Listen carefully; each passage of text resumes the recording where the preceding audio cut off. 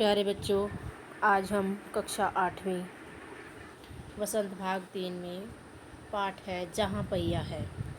इसका हम कुछ भाग पहले भी पढ़ चुके हैं।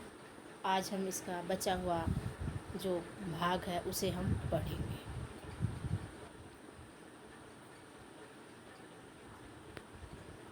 पहले ये बताओ, इस पाठ में किस आंदोलन की बात की गई है?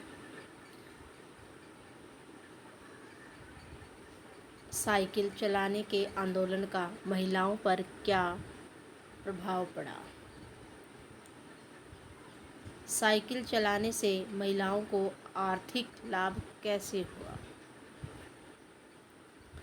प्रारंभ में इस आंदोलन को चलाने में क्या बाधाएं आई? ये सब हमने पहले भाग में पढ़ लिया है। उसी में से कुछ प्रश्न हैं। प्रशिक्षित हो चुकी महिलाएं प्रशिक्षण शिविर में क्या करती थी? आशा करती हूँ इन प्रश्नों के उत्तर आपको पता होंगे और आगे हम पाठ को शुरू करते हैं। साइकिल चलाने के बहुत निश्चित आर्थिक निहितार्थ थे, जिससे आप आय में वृद्धि हुई। यहाँ की कुछ महिलाएं अगल बगल के गांवों में कृषि संबंधी अथवा अन्य उत्पाद बेच आती हैं। साइकिल की वजह से बसों के इंतज़ार में व्यय होने वाला उनका समय बच जाता है। खराब परिवहन व्यवस्था वाले स्थानों के लिए तो यह बहुत महत्वपूर्ण है। दूसरे, इससे इन्हें इतना समय मिल जाता है कि ये अपने सामान को बेचने पर ज़्यादा ध्यान अपना केंद्रित कर सकती थी। ये साइकिल के लाभ है जो बताए जा रहे हैं उन महिलाओं के लिए जो साइकिल पर अपना सामान बेचती थी। तीसरा, इससे ये और अधिक इलाकों में जा पाती है। अंतिम बात यह है कि अगर आप चाहें तो इससे आराम करने का काफ़ी समय मिल जाता है। जिन छोटे उत्पादकों को बसों का इंतज़ार करना पड़ता था, बस स्टॉप तक पहुंचने के लिए भी पिता, भाई, पति या बेटों पर निर्भर रहना पड़ता था। वे अपना सामान बेचने के लिए कुछ गिने चुने गांव तक ही जा पाती थी, क्योंकि बसों का इंतज़ार करने में उनका समय काफ़ी वेस्ट हो जाता था, जिसके कारण से वो अपना सामान कम स्थानों पर बेच पाती थी। इसीलिए यहाँ पर यह बताया गया कि अब औरतों को साइकिल का बहुत फ़ायदा हो गया।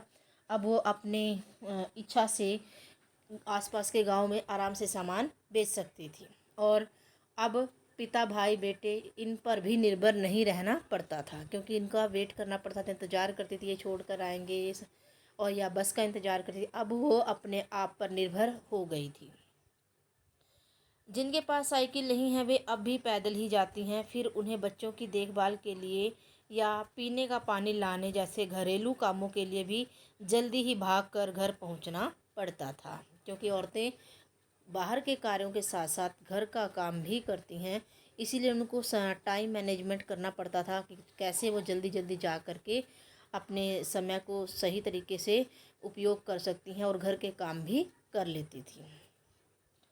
अब जो हमने पढ़ा है उसी में से कुछ प्रश्न हैं। जो प्रश्न बताएगा वह इनाम पाएगा। साइकिल चलाने से पहले अपना सामान बेचने के लिए महिलाएं कहाँ तक जा पाती थी? कहाँ तक जा पाती थी?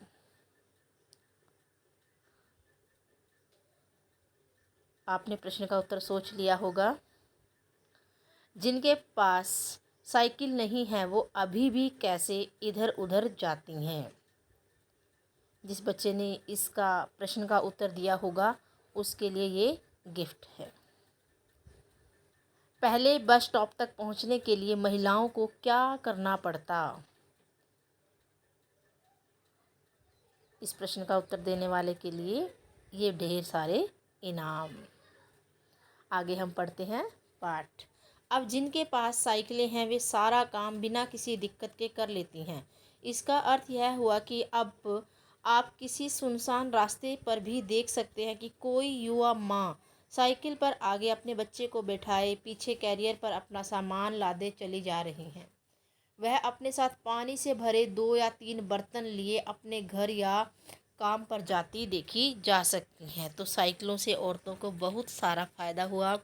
बच्चों को स्कूल से लाना, दूर से पानी लेकर आना, ये सब कार्य वो आराम से साइकिल से कर लेती थी। आजकल कुद्यमी अनामलाई में सुनसान रास्ते पर क्या देखने को मिलता है? जो अभी पढ़ा है उसी में से ये प्रश्न है। शाबाश, जिसने आंसर दिया ये उसके लिए अच्छा सा तोहफा। आगे हम बचा हुआ अपना पाठ पढ़ते हैं। अन्य पहलुओं से ज़्यादा आर्थिक पहलू पर ही बल देना गलत होगा। साइकिल प्रशिक्षण से महिलाओं के अंदर आत्मसम्मान की भावना पैदा हुई। यह बहुत महत्वपूर्ण है। फातिमा का कहना है कि बेशक यह मामला केवल आर्थिक नहीं है, मतलब धन से जुड़ा हुआ नहीं है। फातिमा ने यह बात इस तरह कही जिससे मुझे लगा कि मैं कितनी मूर्खतापूर्ण ढंग से सोच रहा था। यहाँ पर लेखक बता रहा है कि लेखक ने सोचा कि अब औरतों को आराम से सामान बेच सकती हैं, जिससे उनकी धन है जो वो ज़्यादा कमाई होगी धन की। लेकिन यहाँ पर फातिमा की बात सुनने के बाद लेखक को ऐसा लगा कि मैं जो सोच रहा हूँ वो मैं गलत सोच रहा हूँ। ऐसा क्या कहा फातिमा ने? उसने आगे कहा, साइकिल चलाने में मेरी कौन सी कमाई होती है? मैं तो पैसे ही गंवाती हूँ। मेरे पास इतने पैसे नहीं कि मैं साइकिल खरीद सकूँ, लेकिन हर शाम मैं किराए पर साइकिल लेती हूँ ताकि मैं आज़ादी और खुशहाली का अनुभव कर सकूँ। पुडुकोट्टई पहुँचने से पहले मैंने इस विनम्र सवारी के बारे में कभी इस तरह सोचा ही नहीं था। विनम्र सवारी यहाँ साइकिल को कहा गया है। मैंने कभी साइकिल को आज़ादी का प्रतीक नहीं समझता था। मैं कभी भी मतलब साइकिल को तो आज़ादी का प्रतीक समझ ही नहीं सकता था, क्योंकि साइकिल से कौन सी आज़ादी मिलती है।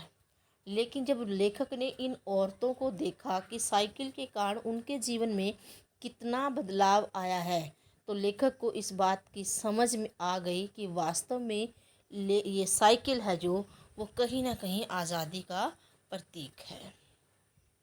लेखक का नाम है पी साईनाथ। ये हमारा पाठ है जो यहाँ तक ख़त्म हुआ। मिलते हैं अगली वीडियो में इसके प्रश्न उत्तर और भाषा की बात के साथ। उम्मीद करती हूँ आपको चैप्टर समझ में आया होगा अच्छे तरीके से। और धन्यवाद। स्वस्थ रहें, मस्त रहें और प्यारे बच्चों पढ़ने में भी व्यस्त रहें।